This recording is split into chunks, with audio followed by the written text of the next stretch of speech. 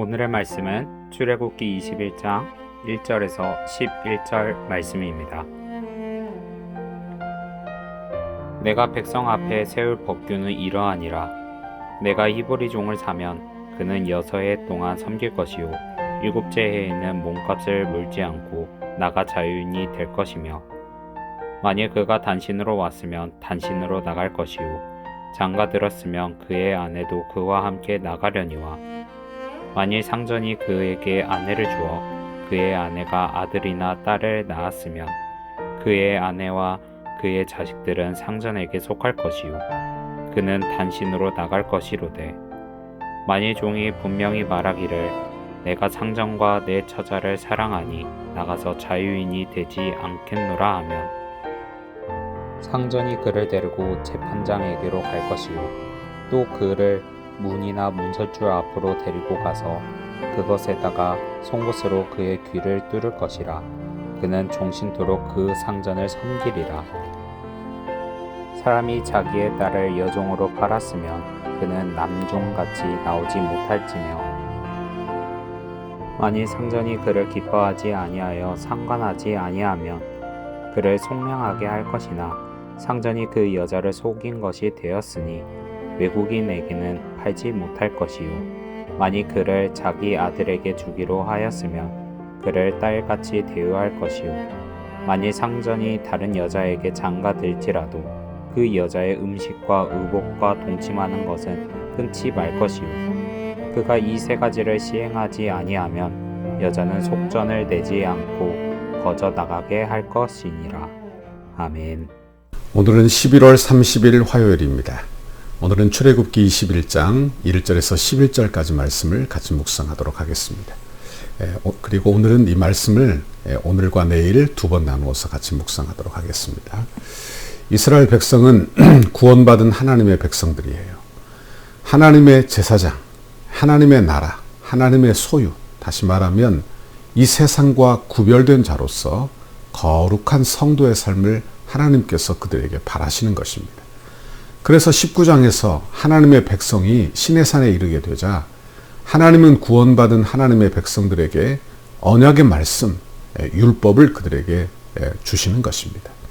그래서 구원받은 하나님의 백성이 어떻게 자신을 구별하고 살 것인지를 가르쳐주는 그런 언약의 계명, 백성들에게 주는 계명을 주시는 거예요. 그리고 20장에서 10계명이 주어지고 제사에 관한 법이 주어지고, 그리고 사회의 여러 가지 문제를 다루는 사회법이 등장하게 되는 것입니다. 이렇게 하나님이 주신 법은 세 가지로 나눌 수 있어요. 도덕법, 10계명이 도덕법이죠. 이 법은 지금도 유효하고 우리도 지켜야 하는 법입니다. 그러나 그 당시 존재했던 제사법, 사회법은 다른 의미를 갖게 되는 것입니다. 제사법은 이 모든 제사가 예수 그리스도를 예표하는 것이므로 예수 그리스도 실체가 오심으로 말미암아 이제 완성이 되었어요. 그러므로 그 제사법은 오늘날 우리에게 유효하지 않는 것입니다. 왜냐하면 이미 예수 그리스도 안에서 이루어졌기 때문에. 그러나 그 의미, 그 제사의 의미는 여전히 우리에게 또한 의미가 유효합니다. 또한 사회법이 나옵니다. 오늘 본문에 나오는 노예에 관한 법률, 남에게 상해를 주었을 경우에 대한 법률, 이런 법률들이 나와요. 우리는 이스라엘 나라를 잘 이해해야 합니다. 이스라엘은 하나님의 나라이며 교회. 그러니까 교회와 사회가 하나로 통합된 나라예요. 신정국가예요. 그러므로 그 나라 자체가 교회예요. 교회가 나라입니다. 그러니 우리가 살고 있는 대한민국은 나라와 교회가 분리되어 있어요. 그러나 사회법은 이제 그러므로 이 사회법은 우리에게 다 그대로 적용할 수는 없는 것입니다.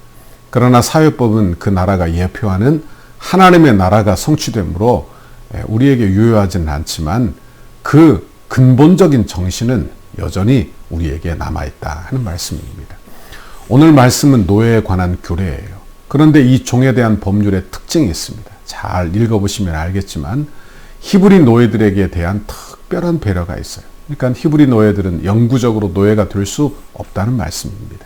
출애굽기 25장 46절에 보면 이방인 중에서는 너희가 영원한 종으로 삼으려니와 너희 동족 이스라엘 자손은 너희가 피차 엄하게 부리지 말지니라. 신명기 15장 12절 13절에도 보니까 내 동족 히브리 남자나 히브리 여자가 내게 팔렸다 하자. 만일 엿새 동안 너를 섬기거든 일곱째 해에 너는 그를 놓아 자유롭게 할 것이요. 13절 그를 놓아 자유롭게 할 때에는 빈손으로 가게 하지 말고 내 양무리 중에서와 타작 마당에서와 포도주 틀에서 그에게 후히 줄지니 곧 내 하나님 여호와께서 내게 복을 주신 대로 그에게 줄지니라. 이렇게 되어 있는 것입니다. 그러니까 히브리 동족들은 6년 후에 7년째 반드시 해방하라. 그 이유가 뭐냐? 너희가 애굽에서 종되었기 때문에, 하나님께서 너희를 애굽에서 속량하였기 때문에 너희는 은혜 받은 자로, 국류를 입은 자로 너희 동족을 국률이 여기라. 이것이 하나님의 말씀이 되는 것입니다. 참 중요한 원리예요. 그러니까 이 사회법은 여전히 우리에게 유효하지는 않지만 그 핵심이 되는 원리는 여전히 우리에게 감동을 주고 의미가 있다는 것을 알게 되는 것입니다. 영적인 원리예요. 내가 국률이 여김을 받기를 원한다면 우리도 다른 사람을 용서하고 국률이 여겨야 한다. 그런 말씀입니다. 그러니까 내가 국률이 여김을 받기를 원해요. 그런데 내 마음은 여전히 강팍해서 다른 사람을 용서하지 못해요. 여러분, 그 결과 어떻게 되느냐? 우리가 하나님의 국률을 받지 못한다. 그런 원리를 우리에게 말씀해 주는 것입니다. 내가 하나님 앞에서 회개하러 나와 용서받기를 원하십니까? 그러면 성경은 언제나 형제를 먼저 용서하고 와라. 이것이 바로 성경의 원리가 되는 것입니다. 우리가 기도 응답 받는 최고의 비결이 뭡니까?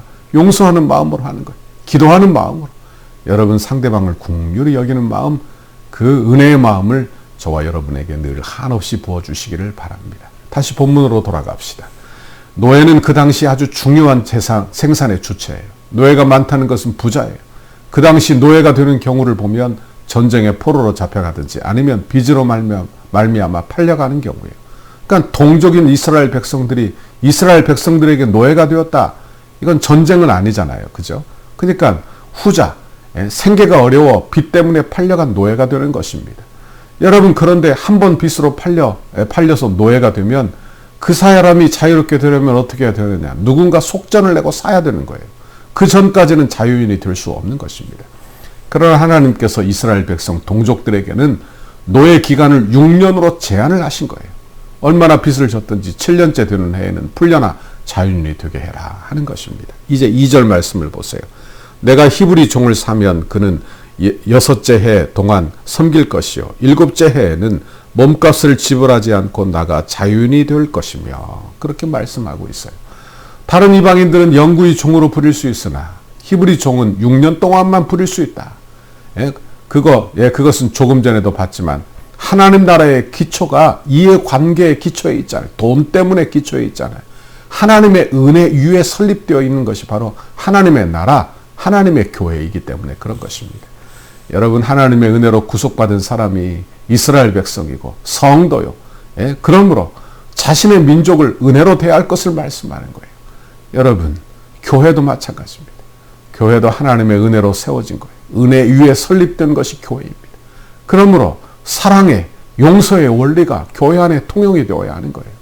하나님의 백성 중에 가난 때문에 어쩔 수 없이 종으로 팔린 자도 있을 거예요. 게으른 사람도 있고 흉년의 노예로 팔린 사람도 있을 것입니다.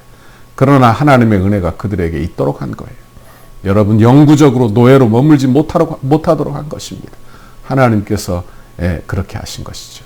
또 세부적인 원리가 나옵니다. 3절 4절 만일 그가 단신으로 왔으면 단신으로 나갈 것이요 장가를 들었으면 그의 아내도 그와 함께 나가려니와 만일 상전이 그에게 아내를 주어 그의 아내가 아들이나 딸을 낳았으면 그의 아내와 그의 자식들은 상전에게 속할 것이요 그는 단신으로 나갈 것이로되. 이렇게 말씀합니다. 이 말씀은 종이 만일 혼자 종이 되었다. 그럼 해방될 때도 혼자 나가라. 만일 결혼해서 부부가 함께 종이 되었다. 그러면 둘 다 함께 나갈 수 있다. 그러나 문제가 되는 것은 뭐냐? 혼자 종이 되어 들어왔어요. 그런데 주인이 사랑해서 아내를 주었어요. 그럼 자식을 낳을 것이 아닙니까? 그럼 그때 해방될 때 부인과 자식은 두고 나가야 한다. 이게 바로 오늘 본문의 내용이 되는 것입니다. 또한 여종에 대한 규례가 나와요. 7절 사람이 자기의 딸을 여종으로 팔았으면 그는 남종과 같이 나오지 못할지며. 그래서 여기 보니까 남종과 여종을 차별하는 것 같은 그런 내용이 나와요. 그러나 이것은 차별이 아니라 여성을 보호하는 그런 법률이 되는 것입니다. 8절을 보면 알 수 있는데요. 8절 보세요.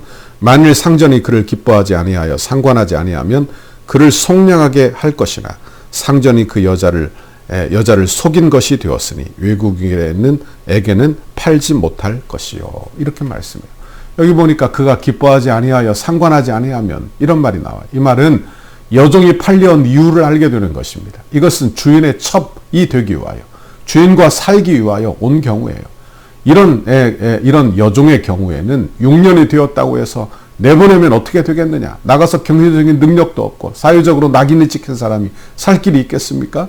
그러니 7절에 내보내지 못한다. 내보내지 못한다는 거예요. 그리고 외국인에게도 팔지 못한다. 여러분, 이 구절의 요지는 종으로 있는 이 여인을 철저히 보호하는 하나님의 은혜의 국률의 법이 되는 것입니다. 9절에 보니까 만일 그를 자기 아들에게 주기로 하였으면 그를 딸같이 대우할 것이요. 그래서 자기 아들에게 주는 경우 이때라도 자기 딸처럼 대하라. 함부로 대하지 말라. 사랑하라. 여러분, 사회법에도 아주 근본적으로 깔려있는 하나님의 이 언약 율법의 이 언약 말씀의 이 원리는 공평의 원리, 사랑의 원리, 약자를 더 살피는 원리가 포함되어 있다 하는 말씀입니다. 여러분, 기독교 정신입니다. 이것이 기독교 정신입니다. 여러분 원하기는 저와 여러분도 오늘 하루 공평하신 하나님을 바라볼 수 있기를 바랍니다. 약자를 더 사랑하시는, 그래서 배려하시는 하나님을 바라볼 수 있기를 바랍니다.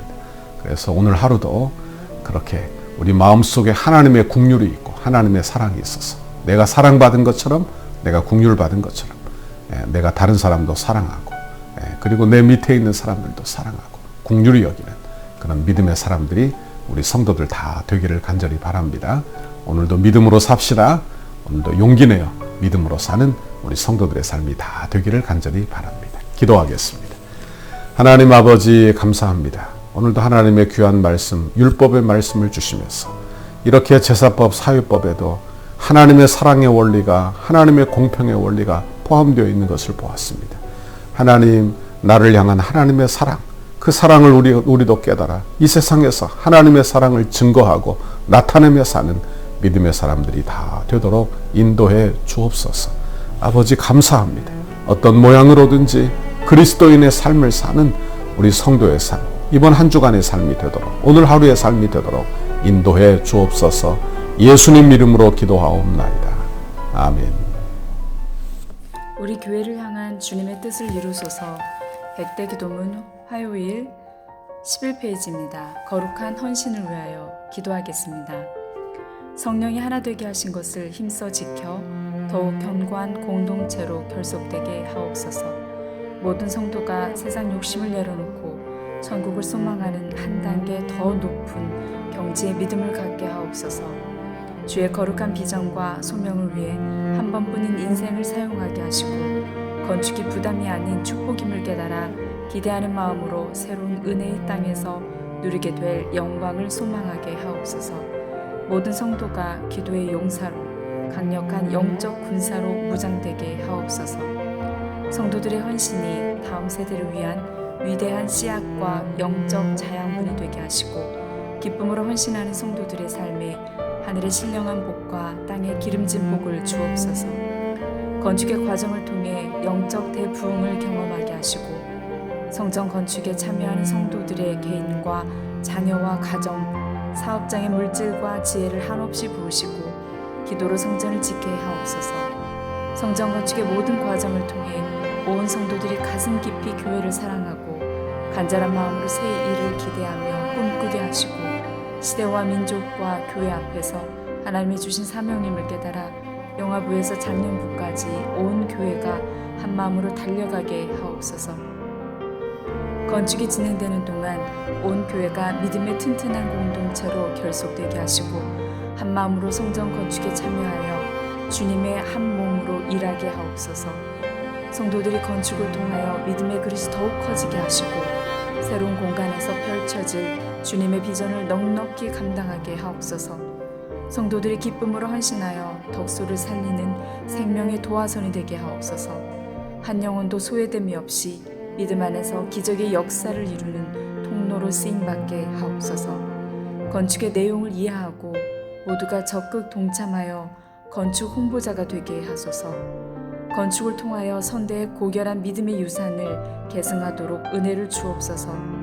덕수교의 모든 가정이 믿음의 주요 또 온전하게 하시는 예수를 바라보는 가정이 되게 하시고, 부모를 공경하고 부모의 신앙을 자녀들이 배워서 믿음의 명문 가정을 이루게 하옵소서. 예수님의 이름으로 기도합니다. 아멘.